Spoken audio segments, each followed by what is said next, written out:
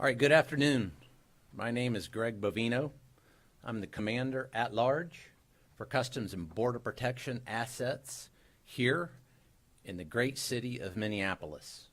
I'm here to talk with you today about interior enforcement, border security, and making our communities and our nation a safer place. I'm joined by my colleague, Executive Associate Director of Immigration and Customs Enforcement, Mr. Marcos Charles. Now, folks, let me be clear from the start that public safety in Minneapolis is not negotiable.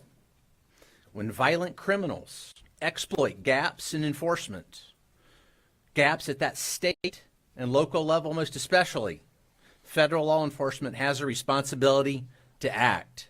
That is why we are here, and that is what this operation is about. Our operations are lawful, they're targeted, and they're focused on individuals who pose a serious threat to this community. They are not random, and they are not political. They are about removing criminals who are actively harming Minneapolis neighborhoods. For too long, residents have been told that enforcing our nation's immigration laws undermines public safety. In reality, the opposite is true. When the law is not enforced, violent offenders remain free. Criminal networks expand, and the community pays the price. Our neighbors, our citizens, our friends pay the price. Rather than confront that reality of which I've just spoken, leaders like Tim Walz or Mayor Fry have relied on heated rhetoric and accusations that distract from the facts.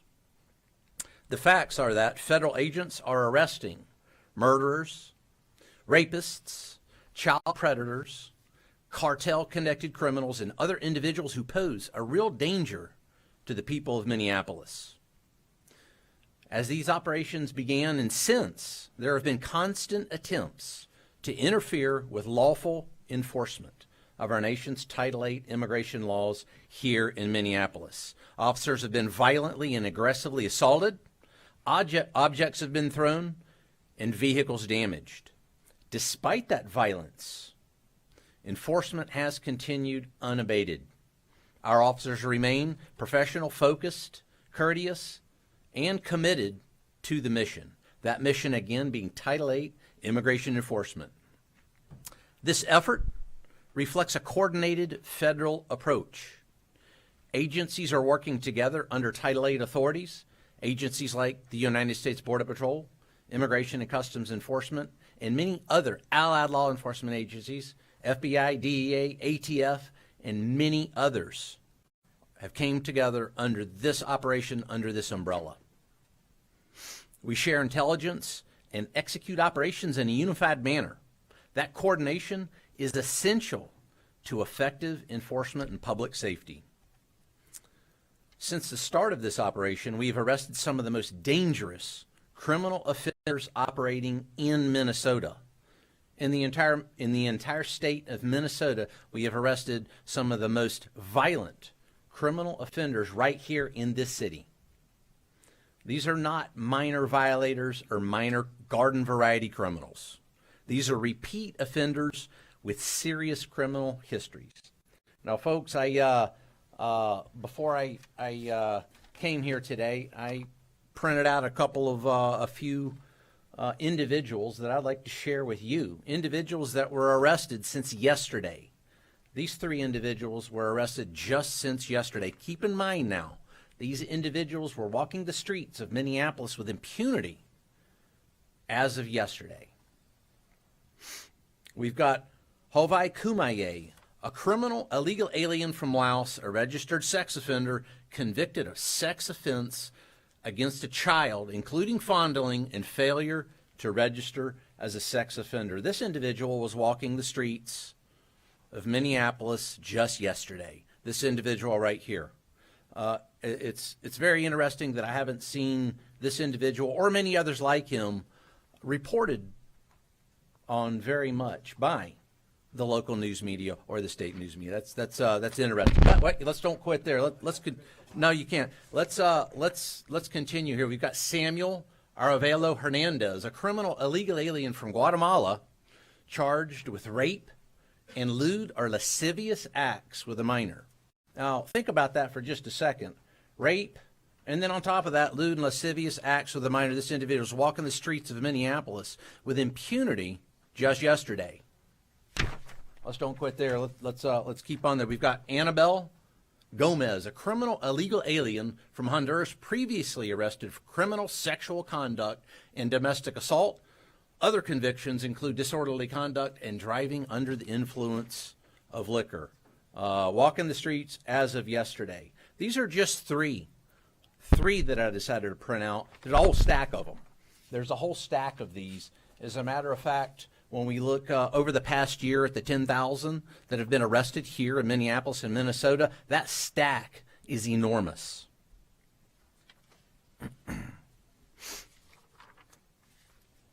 These are the kinds of individuals this operation focuses on. Individuals who escalate situations and endanger others. Again, our neighbors, our friends, our colleagues, and Ma and Pa America. This is exactly why interior enforcement exists, to remove dangerous criminals from our communities, remove dangerous illegal alien criminals from our communities. It's also important, folks, to address a point that's often overlooked. Interior enforcement does not exist in isolation. It's not just about interior enforcement. It's a dichotomy here. It's interior enforcement and border enforcement. What happens in Minneapolis is directly connected at what happens at our borders. Interior enforcement and border enforcement, border security, are intricately connected. For years, federal law enforcement was placed in a defensive posture, especially over those past 4 years. Agents were overwhelmed, processing massive numbers of illegal aliens coming into the country, often with limited vetting, minimal accountability, and few consequences. I think that's proven right here just by those three that I held up there. Time and resources that should have been dedicated to public safety were diverted to administrative processing, and criminal organizations exploited that environment. Over the past year, under the leadership of our President Donald J. Trump and Homeland Security Secretary Kristi Noem, that dynamic has changed. It's changed radically. It's changed more than I've ever seen in my over 3 decades in law enforcement. Border enforcement has reached historic levels. I actually called back to my home sector in El Centro today. They had 1 apprehension over the past 24 hours. 1 along that 75-mile stretch of border in El Centro alone. Last week, there were several days where they had 0 border crossers in that sector. That's the same thing across all 20 Border Patrol sectors. Very few crossings. Illegal crossings have dropped to record lows. Catch and release has ended. Consequences have been restored. Again, consequences restored. Because the border is now secure, law enforcement can do its job more effectively.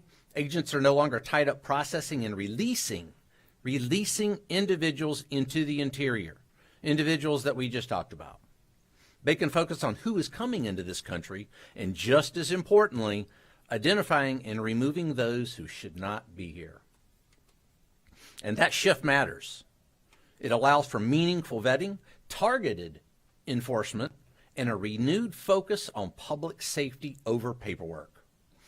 Public safety over paperwork. Border security provides operational control, disrupts cartel pipelines, and prevents criminal flow from reaching American cities.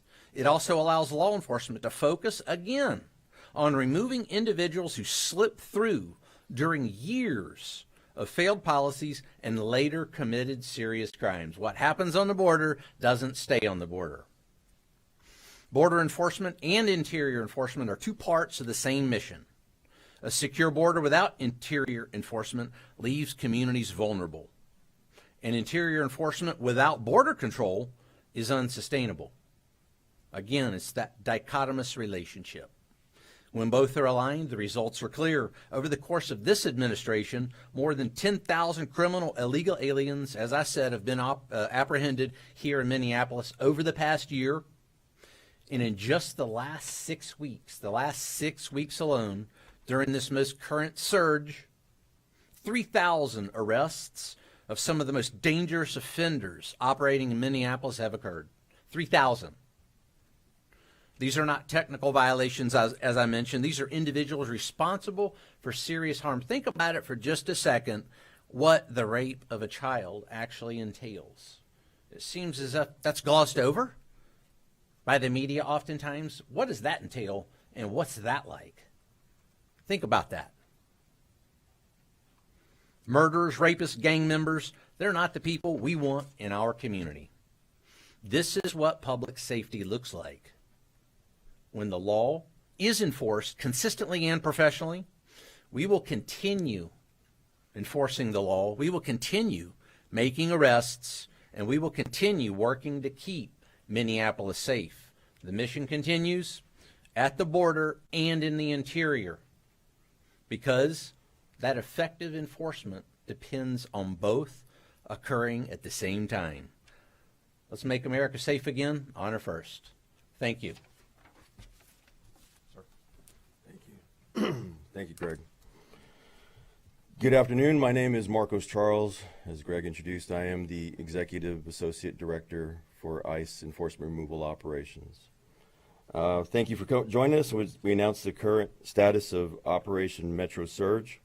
As you know, the Department of Homeland Security has arrested over 10,000 illegal aliens in Minnesota since President Trump took office. Over the weekend and through yesterday's holiday, ICE arrested 113 illegal aliens in Minnesota.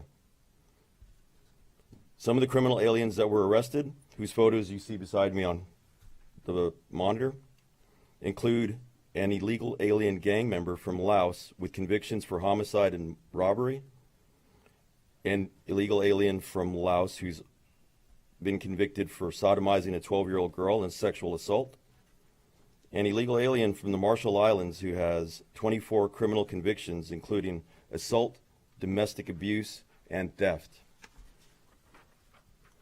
There's an illegal alien from Honduras convicted of 3 DUIs who has also been arrested for kidnapping, robbery with a dangerous weapon, and possession of a stolen firearm. An illegal alien from South Africa convicted of violating a restraining order and arrested for domestic violence, assault, meth possession, and DUI.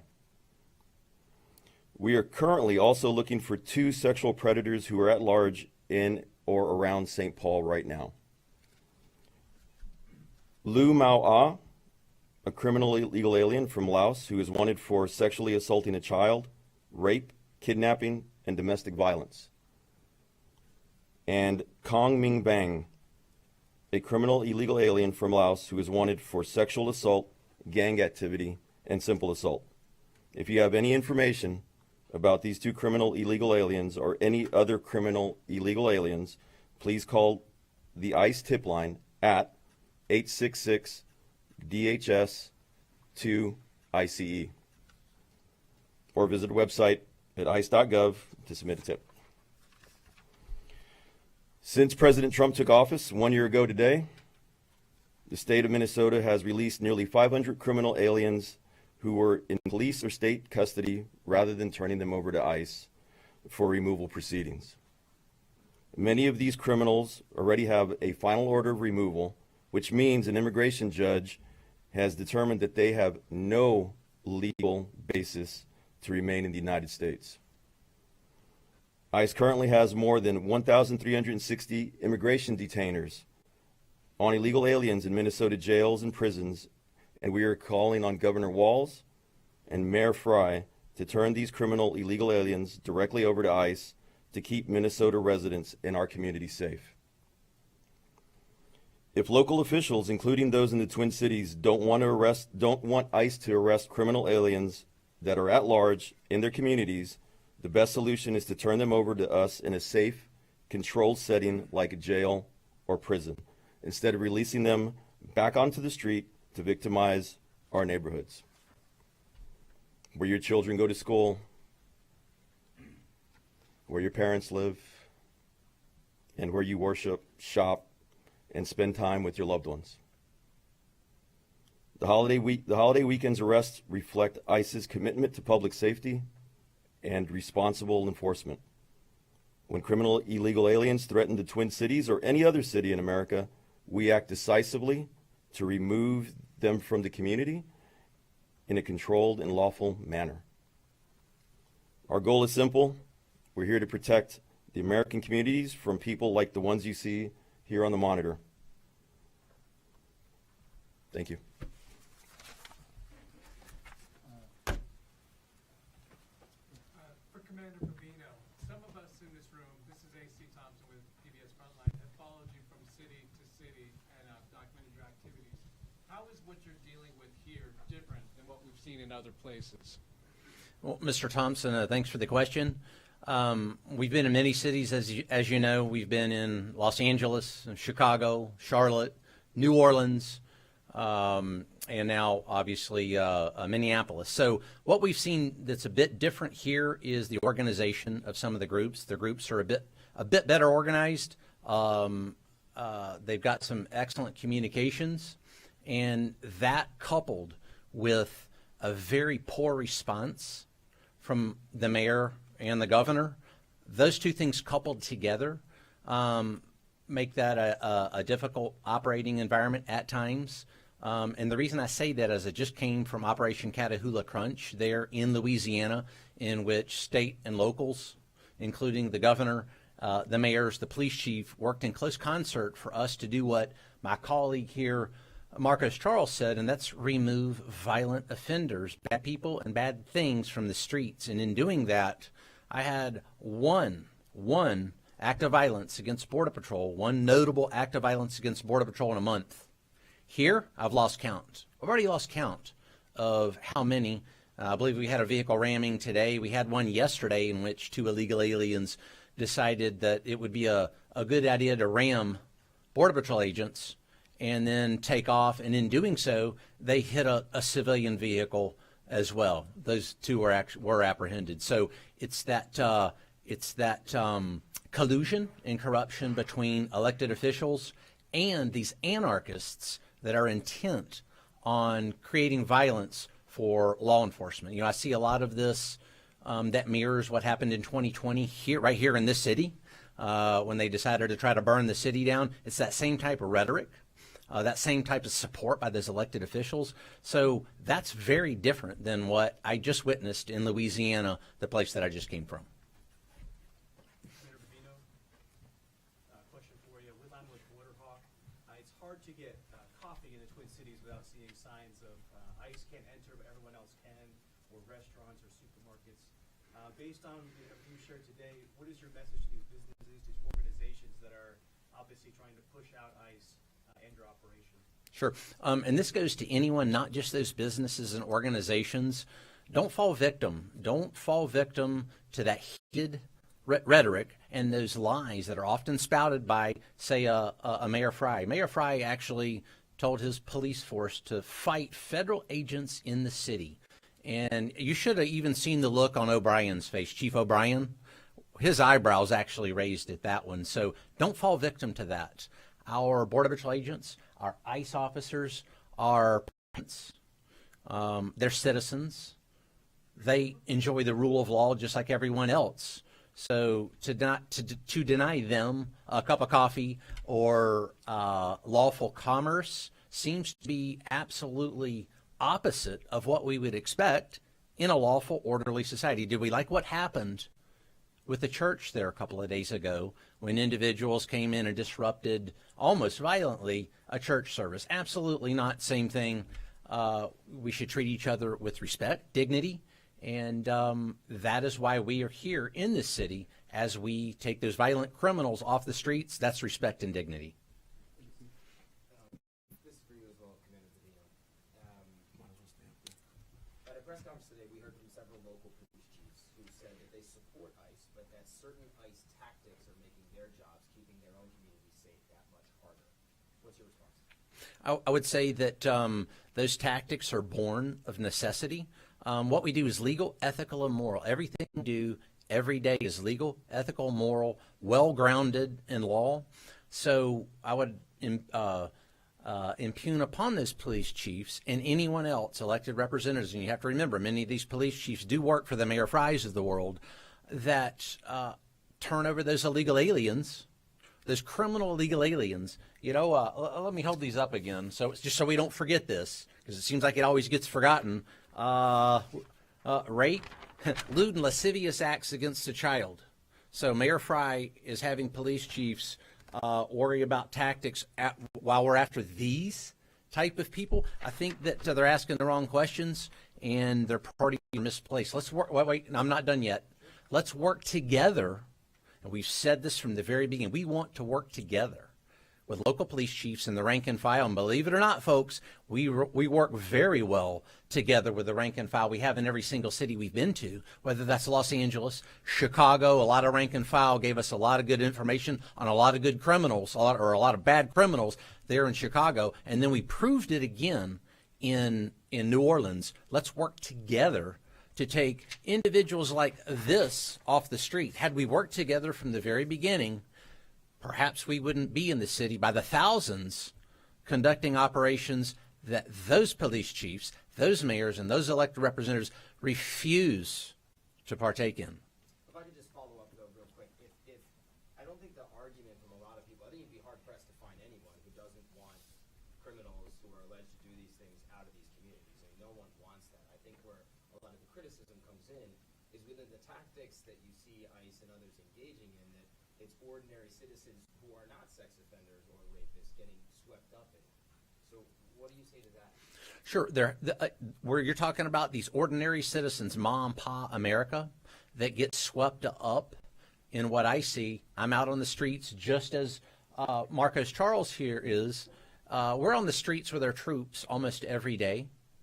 And what we see when folks get swept up, as you say, oftentimes it's those agitators, those rioters, and now I'll call them anarchists, that actually cause mom, pa, America to sometimes be near, at, or involved in a very tense situation when they shouldn't even be. There's no need for that violence that we see against law enforcement. And again, it seems as the only people that are really dialing down that rhetoric is the federal law enforcement entities that just want to conduct legal, ethical, and lawful law enforcement missions in this city to take out those violent criminals, bad people, and bad things. Thank you.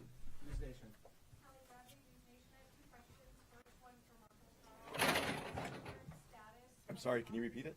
What is the current status of the officer that was involved in the deadly shooting? Is he on administrative leave? And then the second question is, the local police today were accusing both ICE and Border Patrol of having a small group of people within the ranks that are causing these issues. What's your response to that? Either one of you can answer that one.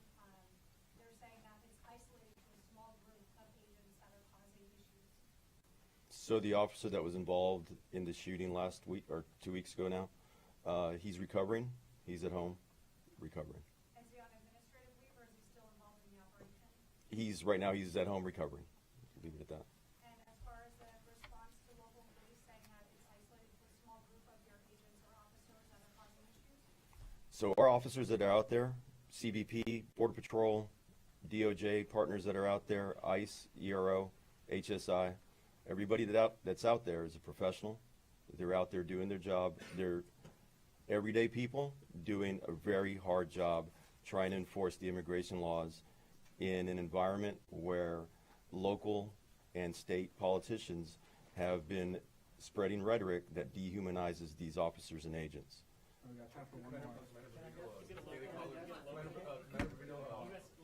Commander Bovino, Border Patrol, the Daily Caller. Earlier today, Brooklyn Park police chief says that his department is receiving endless of calls from American citizens saying that their civil rights are being violated by federal agents. And the police chief also went on to say that some of his off-duty officers are also being asked for their immigration status, and one officer was boxing. That's according to the police chief. I just wondered if you had a response for the Brooklyn Park police chief. Sure. Again, our Border Patrol agents, ICE officers, and those allied federal law enforcement agencies are out there conducting Title VIII immigration, the Title VIII immigration mission. And I'll tell you, when you have a mayor and a police chief, O'Hara, that say call 911 when ICE or Border Patrol's in the neighborhood, and then they wonder why the 911 system is overwhelmed with superfluous calls superfluous calls for assistance when that is not true. So we're going to continue to be out in the community, and we're going to continue to conduct that mission, that legal, lawful Title VIII mission. And again, I've been out with my Border Patrol agents. Marcos is out constantly with his troops, and what I see out there is a very professional, prudent, and thoughtful law enforcement action. And if somebody needs to use the 911 system, then do it. But let's don't encourage anarchists to utilize a 911 system that hurts other Americans that may need to use that system. A law enforcement professional should know that. Thank you, Russ. We're done. Thank you, Russ.